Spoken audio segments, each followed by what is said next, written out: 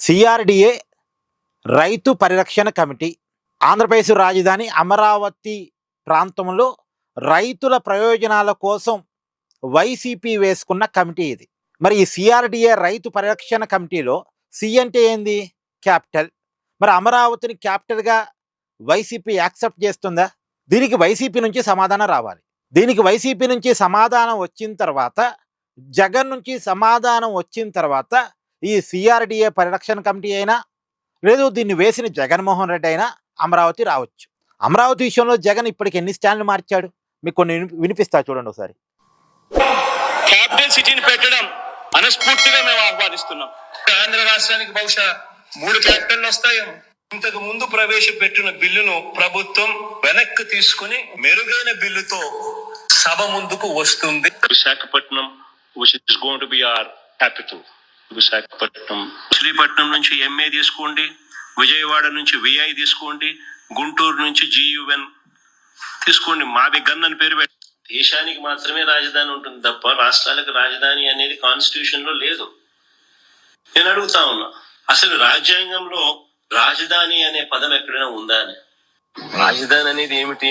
ఒక అసెంబ్లీ, ఒక సెక్రటేరియట్, ఒక హైకోర్టు. ఈ 3 ఆడుంటే అవి రాజధాని.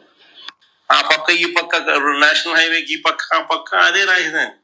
విజయవాడలో క్యాపిటల్ సిటీని పెట్టడం మనస్ఫూర్తిగా మేము ఆహ్వానిస్తున్నాం. సో ఒకప్పుడు అమరావతి ఆంధ్రప్రదేశ్ రాజధాని అని ఒప్పుకున్న జగన్మోహన్ రెడ్డి తర్వాత కాలంలో రకరకాల స్టాండ్లు మార్చాడు.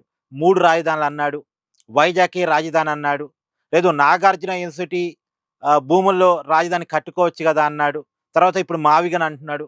ఇలా రకరకాల స్టాండ్లు జగన్ మార్చాడు. కాబట్టి ఇప్పుడు సిఆర్డిఏ రైతు పరిరక్షణ కమిటీ అని కూడా వైసీపీ చెప్తుంది. కాబట్టి ఇప్పటికైనా సరే సి అంటే క్యాపిటల్ కాబట్టి అమరావతి రైతుల ప్రయోజనాల కోసమే దాన్ని వేసామని చెప్తున్నారు. కాబట్టి అమరావతిని క్యాపిటల్గా వైసీపీ ఒప్పుకున్నట్టేనా? దాని మీద క్లారిటీ ఇవ్వాలి జగన్. ఆ క్లారిటీ ఇచ్చి అమరావతిలోకి అంబటి రాంబాబు రావచ్చు, అమరావతి రైతులతో పేరుని నాని మాట్లాడచ్చు, జగన్మోహన్ రెడ్డి కూడా మాట్లాడచ్చు. అయినా నాకు తెలియగలుగుతా, అమరావతిని నదీ గర్భంలో కడుతున్నారు అని జగన్మోహన్ రెడ్డి గారు గతంలో స్టేట్మెంట్ ఇచ్చారు. మీకు గుర్తుందా? నదీ గర్భంలో అమరావతిని కడుతున్నారట. మరి నదీ గర్భంలో కడుతున్నప్పుడు మరి నదీ గర్భంలో జగన్మోహన్ రెడ్డి గారు పర్యటిస్తే నీళ్ళు వచ్చి కొట్టుకుపోతాడుగా.